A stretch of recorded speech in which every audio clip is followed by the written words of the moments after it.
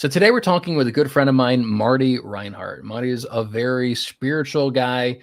He's had a lot of very wild spiritual experiences, and I'm still on my own journey. I'm still growing. I'm still learning.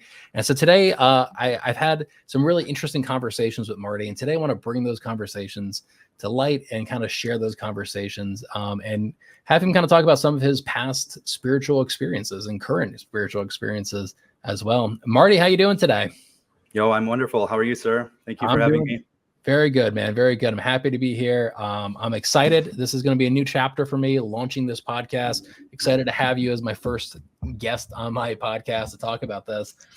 And one of our first, like, really interesting conversations I've had with you is about past lives. And this is kind of a newer concept that I actually didn't even believe in until a few months ago, but I am now, convinced that this is how it all works. And you've talked about that before, and you've talked about some of your past life regression sessions that you've had before. Do you mind kind of sharing a little bit about that? Like what were some of these past life sessions like? What were you in a past life? What did you discover from these? So I would change it to past life experience instead of like a regression, because what's beautiful about the human mind is you can't decipher the difference between like a truth, like a lived in this lifetime event, a very detailed like imagery. If you're creating, if you're looking into the future and trying to see what it looks like, and a dream that you remember or a past life that you identify with, your brain can't decipher the difference between any of them. So to me, that's all experience. And I believe that all of them are just as real as the next. For example, I have received 2 of my past lives on this planet, neither of which I was a human. I was a giant in both of them. One of them, I was in ancient Egypt. I remember that one more vividly, and I remember being in love, and my soul was married to the pharaoh's wife. And every time I would look at her, I'd stare deep into her eyes. And anyone else, including all giants, if they were to look into the pharaoh's wife, they'd have their insides ripped out of them. The pharaoh saw me do it almost daily, but he was afraid of me, so he knew I would step on his little ass. He tried coming at me. But I remember that one very much. What I remember about the time when I was building pyramids there, right?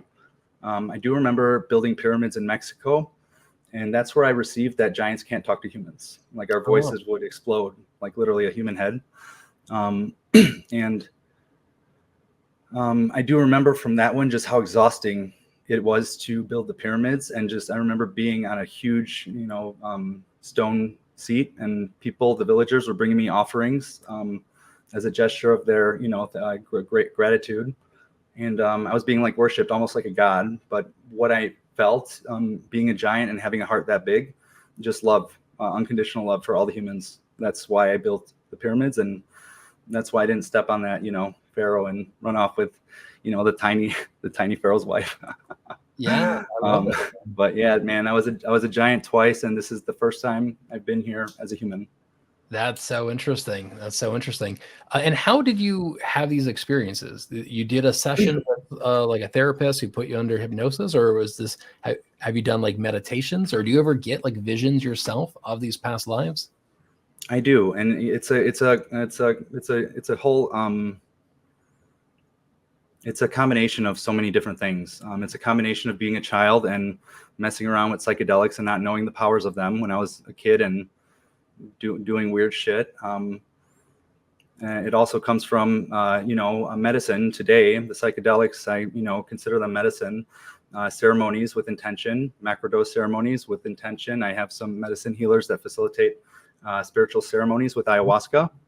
And I, once COVID hit, one of the things I told my friend when we went to his first ayahuasca ceremony, I told him, I said, I need to come to this every single month for me, because I need this.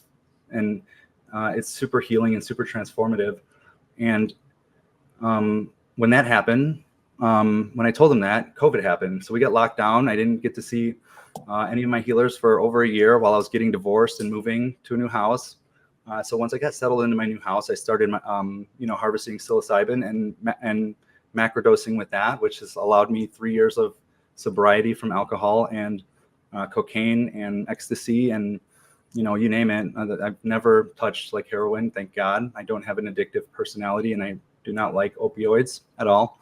But I did love the experience and the psychedelics, the alcohol gave me bravery and allowed me to not be myself, because I didn't want to be myself, running away from the pain and the hurt that, trying to escape that with all the drugs and alcohol. So it's been a journey. I do meditate daily.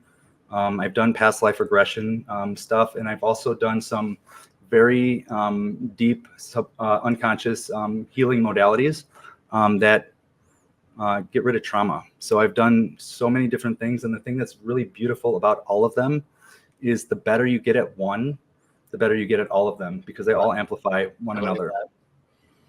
I love it. Well, let's talk about the psychedelics. That's definitely something that I've been experimenting with the last couple of years.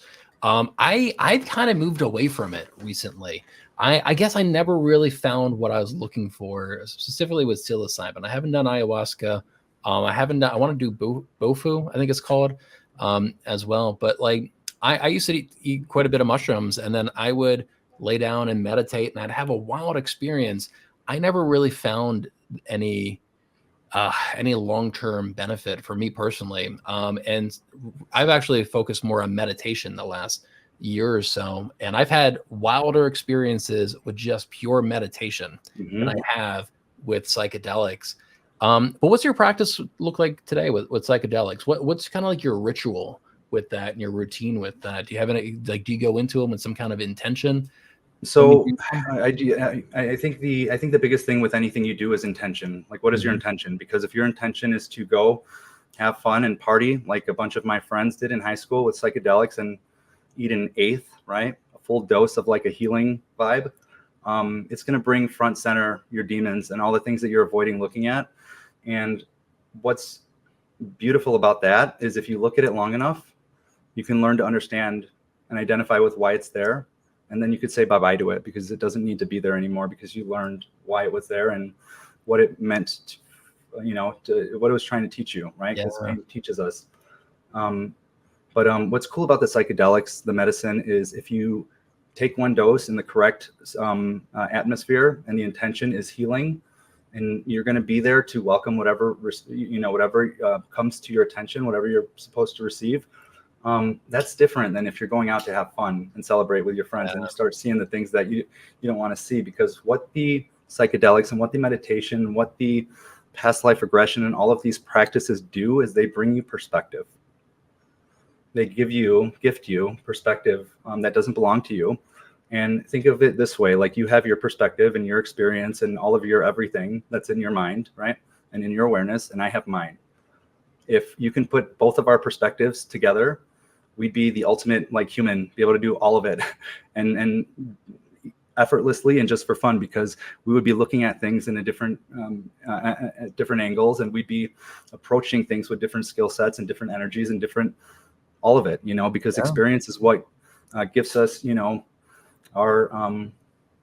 it gives us our awareness and all the things that we, embody and need to adjust and adapt to all of today's circumstances. And I guess, in the end, that is like the purpose of reincarnation, right? Like you have all these lives, you have all these experiences so that you kind of become that person that has all the information, all the knowledge, because, you have so many lives together. I love that perspective. What's your spiritual practices today? Are you actively meditate? Do you still do meditation? Do you focus on chakras? Do you do astral projection? What's kind of like your regular routine for meditation? So I'm pretty practiced in my meditations. I can close my eyes and do a couple different techniques like body scanning, breathing techniques, or whatever happens. Like, it's very organic for me. And because of how practiced I am, whichever route my awareness wants to go each time, it's never wrong. I just follow it.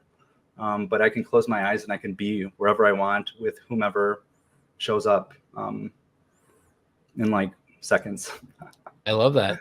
So that's something that I struggle with personally, is like, I have a hard time visualizing things in my mind. And even when I did my own past life regression last week, I just, it's just glimpses. It was like a memory, and it was just like I couldn't fully envision everything. I'd only see bits and pieces of my past lives when I was doing that.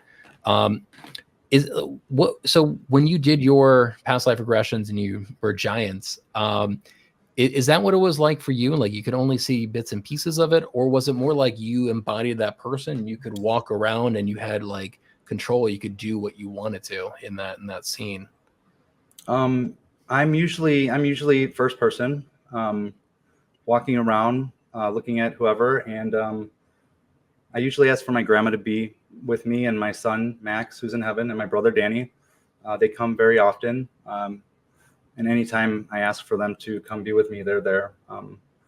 It's very beautiful, but it's very cool. It's whatever like they say, whatever you focus on expands, right? So if I'm Oh, standing there and I'm having a conversation with my grandma, maybe it's just the two of us there. And then when I back out of the conversation, we're sitting on a boat and I can look around and notice the waterfall and notice the how far the shore is and all that stuff. It's all about practicing. Like how deep is your practice, and what are you focusing on? Because that'll expand. yeah. I do feel like the more I practice these exercises, the better I get at clarity in my mind. I guess I'm developing my third eye, but like the images are becoming more and more clearer. Yeah, so you mentioned before to me that you can still communicate with your family members that have passed. Do you mind talking a little bit about that? Like what does that practice look like? Do you have a meditation that you do, or are they just around all the time? So my son Max Robert went to heaven at childbirth in 2016, September 3rd, 2016, and when that happened, up until that point in my life, I was somebody who buried my pain and my darkness and my, they call it the shadow, right? And my shadow is nasty. And what happens when you drink alcohol and you lose yourself to substance is you go bye-bye consciously. And that's when the unconscious comes out, and that's the shadow, right? And if you need to do, you know, a lot of work on your shadow, nobody wants to be around that shadow ever. And you don't want that shadow to be exposed ever. And, it's hard because it's hard to be here. Pain and hurt is real thing. It's crippling. And if you don't know how to deal with it and you don't know how to handle it when it's there, you're going to find any way to escape it. And I found that being for me, alcohol and drugs Hmm. and relationships and burning bridges and being one of the most selfish humans, anyone could know. And, it's beautiful when my son came to me and went to heaven at childbirth. I believed for about 3 years that he died and was taken away from me. And before I got into real estate, I owned a personal training studio, and I was having a lot of success with females, especially losing over 100 pounds and within a year and keeping it off. I think I had 5 in my last year and a half, and they've all kept the weight off since. And what I was doing different than all of the other gyms that were teaching people to eat, sleep, train, repeat, I was encouraging and guiding my athletes to love themselves and commit to things that belong to them, and trust and believe that the things that they're putting the hard work in for today is real and it belongs to them, just not right this second, right? So I think that was a huge shift in everyone's paradigm. And when you build the community around that, it was one of the most incredible communities. I still go to the dentist and he says, man, I'll never find anything special like Driven. I have a lot of past athletes that tell me the same thing, and they were the most happy they've ever been in their lives when we were doing that. And it's beautiful. But I was working with these guys and girls who had a lot of weight to lose, and a lot of them had trauma. Hmm. So when we would meet once a month and we talk, it was like a therapy session. They were breaking down, and we were, crying together. And it was, I got to a point where I'm like, I don't want to damage anybody. So I knew I didn't want to get back in. I didn't want to go to school. I don't want to go to 8 years to read books and, pay a lot of money so that I can, learn what I did way quicker and, more efficient my way. So I reached out to a gentleman that I met at a networking event at a conference. I spoke with him. His name is Xander Fryer. And he did a technique on the room called regenerating images in memory. He made us all close our eyes, and it's detailed imagery. And gets rid of trauma, you know, because again, when I say that the brain can't decipher the difference, if we can close our eyes and be reminded of the one time we felt a certain way that's causing us discomfort, and we bring it back to the first time we ever felt that way, you know, that's the root cause of the evil. Maybe a time when somebody was like 5 years old and they're holding on to that, and that's crippling them and it's weighing them down. And if we can go there and do magic and bring spirit guides and anyone who makes the practitioner feel safe and comfortable and protected, and guide them to a different outcome that is, you know, not making them feel powerless and making them feel powerful. It's like a light switch. That trauma goes away. It's you're connecting from that spot, that memory, that triggering memory that's triggering trauma, and you recreate new neurotransmitters to a different emotion, to a different feeling. So you like literally disconnect one wavelength and reconnect another. And what happens when you're connecting these, creating new neurotransmitters, like they're rubbing up against some other things and everything's coming together collectively. Like, so you're becoming more conscious. Your unconscious is becoming more conscious. Like you're becoming more aware of things. You're receiving how things work, and how things, like, you know, amplify other things. It's really wild. But yeah, I feel like that's definitely fun. A space that needs more people to talk about and be open about it. Because the truth is, everybody has trauma. Every single person out there, and like the trauma makes up your personality in a lot of ways. Because your brain wants to avoid that trauma, and so it develops either attractions or aversions towards certain things based on that trauma. And most people have no idea that trauma is even, you know, inside of their brains. You know, they don't understand why they think these thoughts that they think. And I've always loved the mantra, you have to feel it to heal it. So like you have to feel those emotions in order to finally kind of overcome those. And that's one of the most awkward and uncomfortable things to do. My therapist used to tell me all the time, like, you know, you got to just sit there and just feel those emotions. And everybody usually runs away from that. And, you know, a lot of what you're talking about, like trauma is kind of the common theme. Like people use psychedelics to treat trauma. And one thing I've learned about recently is past life trauma, where something could have happened to you in a past life, caused that trauma, and that still carries forward into your life right now. And so there's a whole past life trauma therapy thing where people do these past life regressions just to figure out, you know, what the trauma was that was caused by that. That's super fascinating. And then I've also was reading about that there's genetic trauma, that your ancestors can pass on trauma in your DNA. That you can inherit. And they've done studies where ancestors or descendants of Holocaust victims, you know, they're more predisposed towards certain diseases and other things just because of that extreme trauma that their relatives experienced. So what is this therapy called again that you're talking about? Regenerative? So it's called regenerating images in memory. When Dr. Deborah Sandella, she created it. She's amazing, one of my gurus. I love her very much. She originally called it releasing the inner magician. And after I have learned and practiced for, you know, many years, I told her a few years back, I said, Dr. Deb, you got it right on the first try. But she said, yeah, but you know what, Marty, the world wasn't ready for that yet. You know, right. they you know, because she's got, you know, her PhD and she's a doctor, and you know, she's a psychologist and a psychotherapist, I believe. You know, she's one of those things, like whatever. But she's amazing. And she took this and started playing around with it, and then just really started mapping everything out. And it's a whole brain technology that's, the process is very, it's very beautiful, man. And it's very intentional.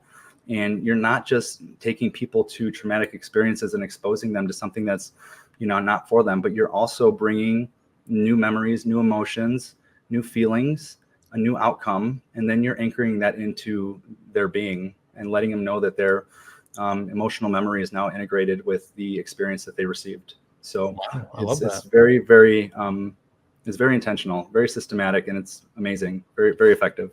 So it's almost like reframing an experience, but like at a much deeper level. Yeah, very cool, man. Hey, if you don't mind, can we go back to your your loved ones that have passed, and like you kind of Yes. communicating with them. What does that communication usually look like? Does it come in the form of like intuition, or can you actually hear them? Do you see them?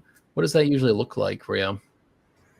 So whenever I see the fours, that's my son Max Robert 444. That's him saying hello. The threes are my brother saying hello to me. That's one way. They communicate to me through numbers. For example, like when I went to Miami last year, I knew it's exactly where I was supposed to be because my brother Danny was there with me, because I was in a hotel room 309 on the third floor, and there was another, like the address was like 303 or something weird like that, but it was all threes and derivatives of three, and it was Wow. just like very cool. My son Max, I feel him looking out of my eyes. He's always with me. He is me. He's literally just taken up space in my being and has given me all of his strength and all of his spirit and all of his energy. He's always with me and my girls. And it's beautiful. My daughters wake up in the morning and Zoe says, "Good morning, Max." And Zoe talks to her brother. And back when she was younger, she'd yell at me for sitting on him because she's playing with him. I'm like, good thing he doesn't have a body, right? That might have hurt him. So that's how I communicate with my son. It's very intuitive. My brother, I feel his presence when he's around. But something that happened, I'll tell you about. So I met him last year, end of January, like January 30th, 31st. And I have never met him before. He's 41 years old. He's my brother and looks just like my dad. But when I found out that he was my brother, I said right away, I sent him a video. I'm like, "Yo, I heard you're my brother and I really want to meet you." And my stepmom's like, "Yo, Marty, you're going to love this. You're going to love your brother. He eats mushrooms like you." Like, so what do? We went to get tacos. We took a microdose. We came back, listened to music and just talked, and realized that we were at the same music venue on so many occasions. Wow. So we've always been part of the same vibe. We liked a lot of the same music, and there's a few certain things that he, going back and rereading the text and stuff, like, he was telling me a bunch of things. There's messages in everything he says. Everything he said was intentional. He's super mathematical, and he believes in aliens and weird shit as well. So about 30 days went by. I saw him 3 times, including the first time, 2 times with my daughters. And then he went missing for 8 days, and his body was found in a river. So that 7th day was like one of the hardest days of my life. I was driving and my daughters were in the back seat and I'm just bawling. And I asked for help. I'm like, "God, I need help." My best friend Laura called me like on the spot. She's a witch. And I talked to her for a little bit, but I was driving up to my mother's house because I needed to go into deep ceremony and find my brother. I needed to talk to him. And when I got there, my sister watched my girls. I went downstairs, I prayed, I meditated, I did some yoga, I did some breathing, I consumed the medicine, and within like 45 minutes, my brother was there. Wow. And I'm like, "Yo, where are you?" And his favorite band is Rufus Du Sol. I love them now too. They're one of my favorites. I didn't know of them before him. And when I asked like, "Yo, where are you? Where's your body?" And of course, there's a song called "Underwater," like I'm under the water, like some shit like that. I'm like, "God damn it, you're in the fucking river." So I'm crying like, "Oh, why?" He's like, "Yo, get over yourself, stop crying." He's like, "I'm here right now. I'm here." And it was beautiful. Like his silhouette was lit up like his shadow was like lit up literally on the wall. It looked like there was a human there with me. We talked, we danced, we had fun. I cried a little bit more, and he said, "Get your shit together." And then he told me to open my third eye and literally poured 42 years of his experience, his emotional experience into my awareness, and it hurt. Wow. He did that. He poured like a year a minute. Like every feeling, every experience that he had was, I felt all of it. So it was very beautiful to be supercharged by my brother as well as my son. And he told me a bunch of stuff that, I'm supposed to do. So 3 things he said. He said, "Get married and have a kid, focus on your work." And what's the other one? Get married, have a kid. That is one. He's like, "Go find your wife and give her a baby." I forgot what the other one was, but it might come to me right now. Written down But somewhere. yeah. Oh, so he told me to continue my healing, like RIM. He said, become a RIM master. That was number 3. Become a regenerating images and memory master facilitator. I love it, man. That's so interesting. You know, I was watching an interview with the psychic medium once, and you know, she's talking about people come to her in order for her to communicate with their past ones. And you know, the guy asked her like, well, how can people communicate on their own to their past loved ones? And what she said is that you have to raise your energy levels. Like if you're in grief and anger and frustration, like you can't communicate. You need to have those higher emotions. And you seem like a guy who's got his fucking energy levels pretty damn high. And if you're doing mushrooms on top of that, you know, I'm sure. Like I'm a believer, man. I think that's totally interesting. There's a book called, a movie called What Dreams May Come with Robin Williams in it, and it talks all about the afterlife. And it came out in I think 1999, and I watched an interview with the director who made that movie, and his wife passed away a couple years after that movie came out unexpectedly. And he says that he still communicates with her on a regular basis. He still talks to her. And he actually wrote a book with his deceased wife called What Dreams Have Come. And he co-authored it with his wife who had passed away, because he still has that communication and that relationship ongoing with her, which is super fascinating to me. And I, you know, like I'm a believer in this stuff. If our souls are eternal and, you know, they are on a higher plane and just waiting to be reincarnated into a new body, like absolutely, I think it's possible that they can still communicate with us specifically. I love it. This kind of is a good segue into like spirit guides. And this is something that I've only just accepted recently, is this concept of spirit guides. And really just this concept that like we are surrounded by spirits, you know, at all times. Some good, some bad, some, you know, who could care less. What are your thoughts on spirit guides? And what's your experience with that? Do you have spirit guides that you communicate with regularly? So I believe the spirits that are going to guide you are whatever spirits you choose to, you know, allow to come be with you. And I say that because before I found RIM, my first session, my grandma was dead for 13 years and didn't belong to me. And it was devastating and it weighed me down. And the regret and the nasty energy that I felt was like tarry black, and it was heavy. And it just was like anchored in, just like really holding me down. And why it was remorse and regret is because I didn't go visit her on her deathbed. Mm-hmm. And that was suffocating me for 13 years. So on my first session of this type of work, right, it brought my grandma back into my awareness. We had a conversation that I would have loved to have for 13 years. She said that she's, you know, knows where I was and what I was doing and why I wasn't there, you know, and she's like, and I don't want you to feel this way. I don't want you to feel anything other than love when you think of me. And, you know, that nasty tar heavy energy was gone. My grandma was back, and the energy that I received was like yellow and orange and so love. It was all love and filled my entire soul. It was beautiful. And I was a different person like that day. So, you know, it's like you can connect and, you know, be with anybody, but you have to be open to believing that you can, and you have to be open to receiving them when they're there. And a lot of people don't allow themselves to be open. And there's a lot of non-believers out there. Yeah. And they'll laugh at me and tell me that I'm crazy. And then they'll turn around and read that Moses talked to a burning bush. And I'm just like, yo, what's the difference? That's what fascinates me, man, is like, you know, the space with, you know, in reincarnation and having eternal souls, and then we can communicate with them, just how much it aligns up with religion. A lot of religious practices, you know, talk about almost all religious practices talk about having spirit guides or guardian angels or just other like entities that you can communicate with, you know, non-verbally. And that really fascinates me, that theme is all around the world. That you see that with.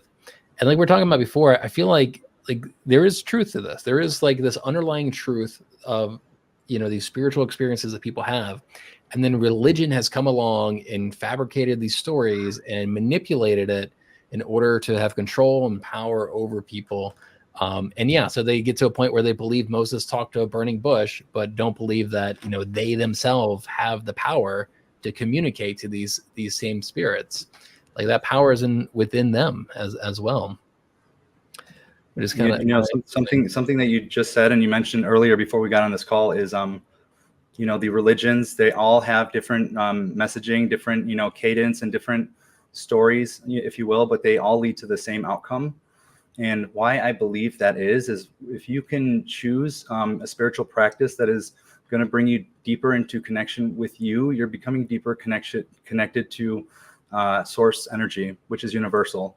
So I'm not surprised that they're all similar with dissimilar, you know, thoughts and morals. Yeah, man. That's what really fascinates me when there's just overlap in these different fields.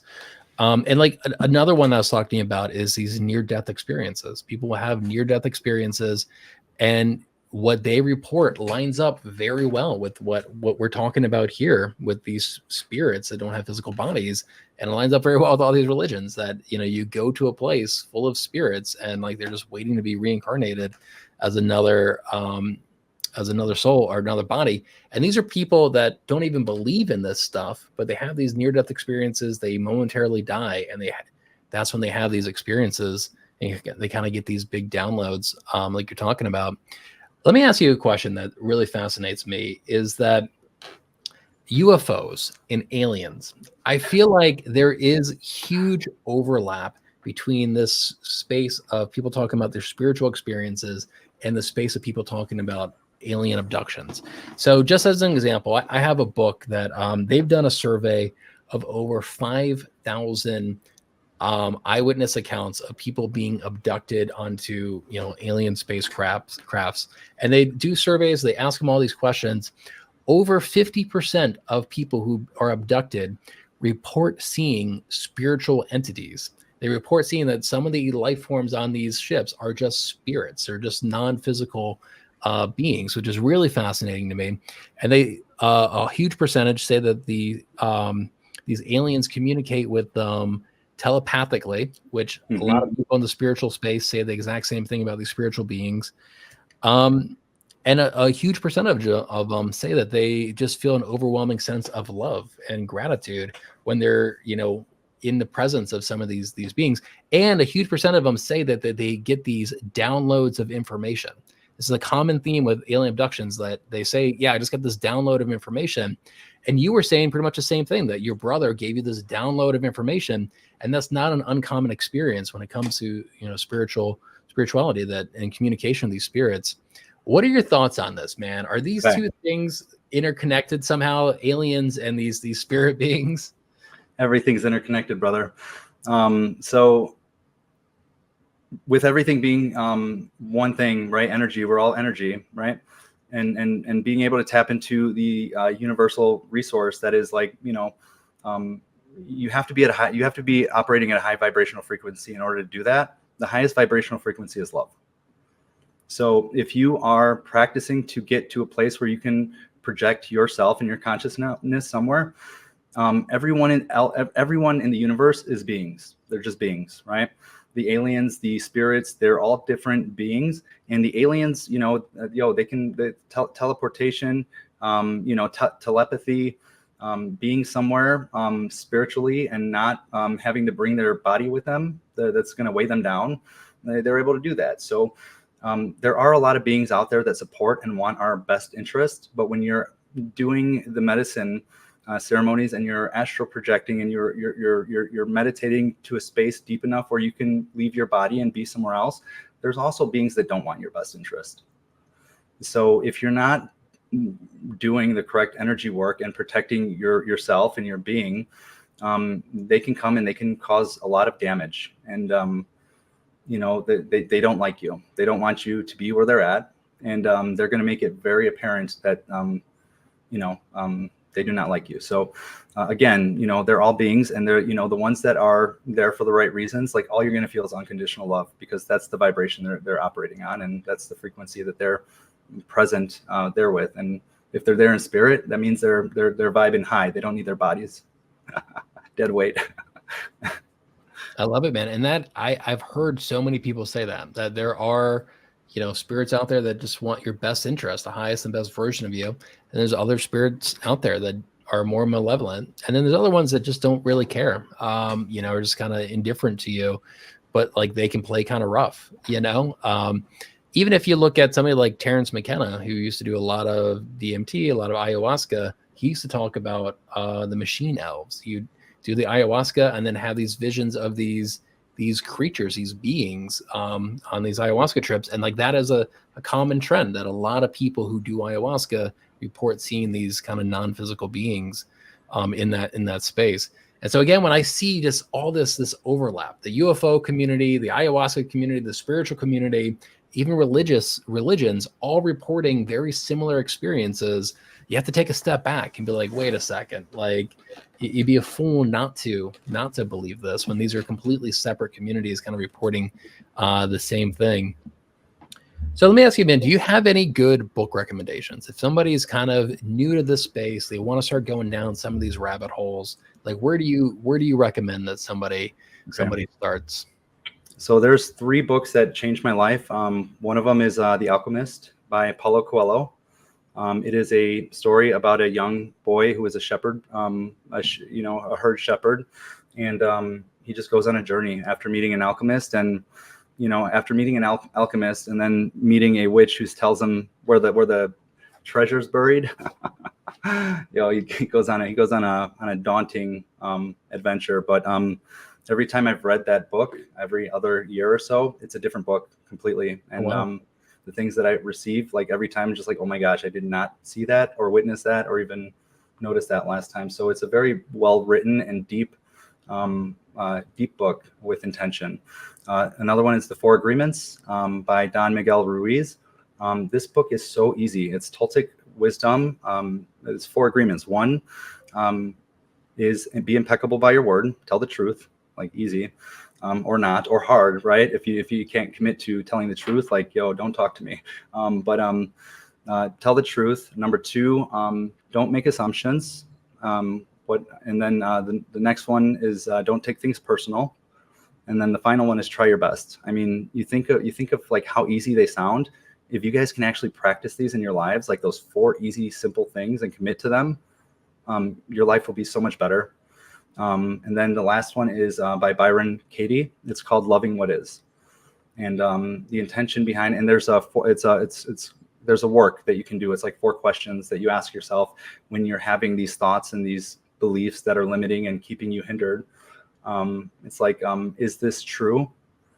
Can I know that this is true? And then I think the third one is actually further inquiry into, is this true again? Like, how do you, like, is there, like, it's really wild, but if you can stop placing blame on all of the things that are happening in your life on other people and take full responsibility for everything, it's easy. And then when you do that, you're going to realize that there's things that are beyond your control, but you always have to love what is, because you can lose a lot of energy doing the opposite.